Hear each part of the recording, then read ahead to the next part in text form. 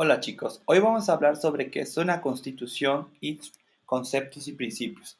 La mayoría de las constituciones contemporáneas describen los principios básicos del Estado, las estructuras y los procesos gubernamentales y, sobre todo, los derechos fundamentales de los ciudadanos dentro de una ley superior que no puede modificarse unilateralmente mediante un acto legislativo ordinario.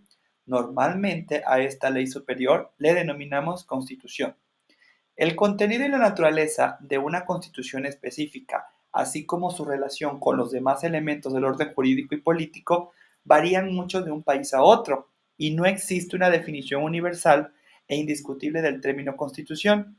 No obstante, en cualquier definición funcional aceptada de manera generalizada, la constitución tiende a describirse como un grupo de normas político-legales fundamentales que, 1, son vinculantes para todos los habitantes e instituciones del Estado, incluyendo aquellas instituciones a cargo de la legislación ordinaria. Número 2. Se refiere a la estructura y al funcionamiento de las instituciones de gobierno, a los principios políticos y a los derechos de ciudadanos. 3.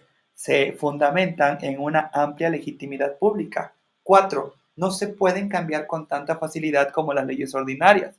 Y 5. Como mínimo, cumplen con los criterios de representación y derechos humanos reconocidos internacionalmente para los sistemas democráticos. ¿Cuáles son las funciones de una constitución? También vamos a enumerarlos. 1. Las constituciones pueden declarar y definir los límites de la comunidad política.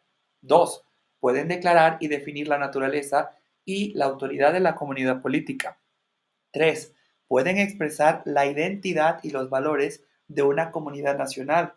4. Pueden declarar y definir los derechos y los deberes de la ciudadanía. 5. Pueden establecer y regular las instituciones políticas de la comunidad. 6. Las constituciones pueden dividir o compartir el poder entre diferentes niveles de gobierno o comunidades subestatales. 7. Las constituciones pueden declarar la identidad religiosa oficial del Estado o delimitar las relaciones entre las autoridades sacras y las seculares.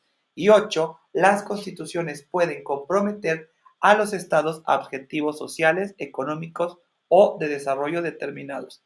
Ahora, debemos entender que las constituciones son documentos jurídicos, políticos y sociales y por lo tanto actúan como punto de confluencia del sistema jurídico, el sistema político y la sociedad. ¿Qué contiene generalmente una constitución? Vamos a verlo de manera dividida, y es que el primer subtema de esta pregunta son divisiones.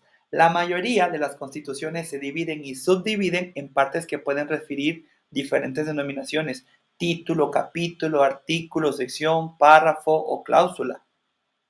Distribución. Las constituciones pueden distribuir sus disposiciones de diferentes formas, aunque normalmente las disposiciones sobre principios y derechos se colocan en una sección independiente cerca del principio del texto.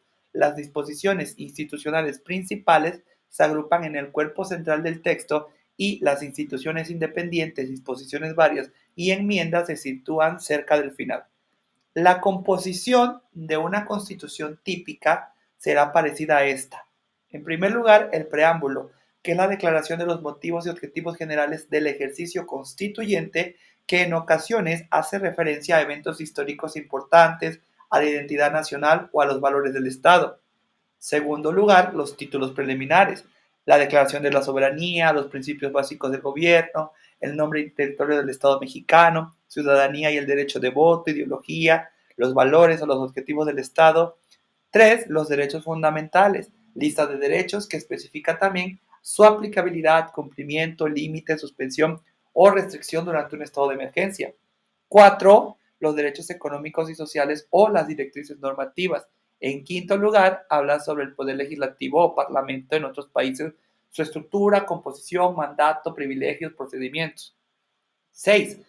Nos va a hablar sobre el jefe del Estado, su método de selección, competencia, mandato. 7. Pueden hablar sobre el gobierno, normas de composición del gobierno, responsabilidad, competencias. 8. Habla del poder judicial, cómo se van a organizar los juzgados y tribunales, el nombramiento de la judicatura, independencia judicial o los fiscales públicos. 9. Va a hablar del gobierno subnacional cuando haya competencias federales o descentralizadas gobierno local. En 10º lugar, las disposiciones sobre referéndum. Nuestra constitución no lo tiene, ¿ok? 11, instituciones de la cuarta rama o la rama de la integridad. Por ejemplo, una comisión electoral, el defensor del pueblo, auditores, el Instituto Nacional Electoral, cosas así. 12, sector de la seguridad. ¿Quién es el comandante en jefe? ¿Cuál restricción al poder militar? Y ya en últimos lugares están otras disposiciones varias, como las disposiciones especiales para grupos concretos, legislación sobre instituciones, y por último es el procedimiento de enmienda o lo que conocemos nosotros en México como los artículos transitorios. Es el calendario de entrada en vigor y propiamente las disposiciones transitorias. Entonces, chicos, ¿por qué es importante tener una constitución? Ninguna constitución, ni siquiera la mejor, puede pavimentar una carretera o construir un alcantarillado, gestionar una clínica o administrar una vacuna, ni educar a un niño o cuidar a una persona de edad. Pese a estas limitaciones evidentes, el constitucionalismo es uno de nuestros mayores logros como civilización humana. Por regla general, los países han conseguido establecer y conservar un gobierno constitucional eh, que han estado al frente del progreso científico y tecnológico, del poder económico, del desarrollo cultural y del bienestar humano. En cambio, los estados que hasta ahorita han sido sistemáticamente incapaces de conservar un gobierno constitucional han tendido a no alcanzar su potencial desarrollo.